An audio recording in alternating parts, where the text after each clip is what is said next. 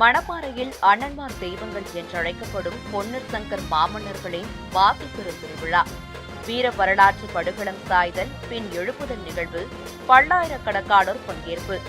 கிபி 1020ஆம் நூற்றாண்டில் வாழ்ந்த சோழ பேரரசுக்கு கப்பம் கட்டும் குறுநிலம் மன்னராக ஆட்சி புரிந்த அண்ணன்மார் தெய்வங்கள் என்றழைக்கப்படும் பொன்னர் சங்கர் மாமன்னர்களின் வீர வரலாற்று சிறப்புமிக்க வாசிப்பெரு திருவிழா திருச்சி மாவட்டம் மணப்பாறை அருகே உள்ள அண்ணன்மார்கள் வீர போரிட்டு மாண்ட இடமான வீரப்பூர் பெரிய காண்டியம்மன் கோவிலிலும் கோட்டை கட்டி வாழ்ந்த பொன்னிவள நாட்டிலும் விழா தொடங்கி நடைபெற்று வருகின்றது.